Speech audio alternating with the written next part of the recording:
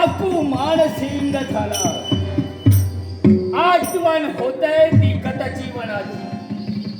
एका सामान्य सरदार घराण्यात माझा जन्म झाला. जननी आणि जन्मभूमी दोघांची योग्यता समान. जन्मताच मला जननीची म्हणजेच माझ्या मातृदेवतेची सेवा करण्याचं पुण्य मला मिळालं नाही. निदान जन्मभूमीची सेवा करावी या अपेक्षेनं मार्गानं मार्गक्रमण मी करू लागलो. आणि त्या क्षणी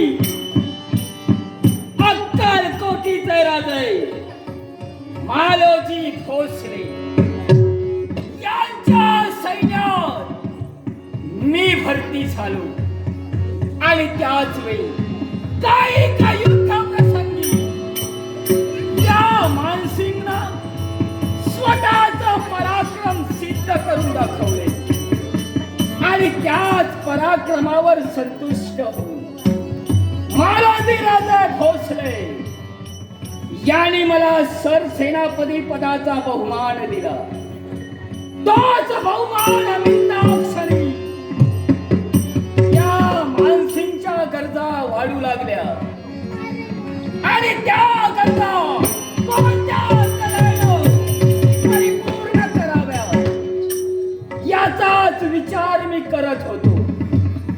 आणि त्याच वेळी मनानं ठरविलं ज्या राज्याच्या ठिकाणी मला जे मासिक वेतन होतं ते मला पुरेसं न होतं. आणि त्याच वेळी माझ्या मनानं एकच निर्धार केला. स्वतःचा उपभोग करण्यासाठी स्वतःची भूक कशी काय शांत करावी या उद्देशानं दरबारात गेलो. आणि केलं ते काय केलं. एका सेवकाचं वेतन होय या मानसिंगानं हिरावून घेतलं. आणि त्याच वेळी हे त्या मालोजी राजे भोसल्यांच्या ध्यानी आलं. आणि तत्क्षणी तिनं केलं ते काय केलं. माझ्या गतजीवनाचा विचार न करता त्या मालोजी भोसले यांनी मला हात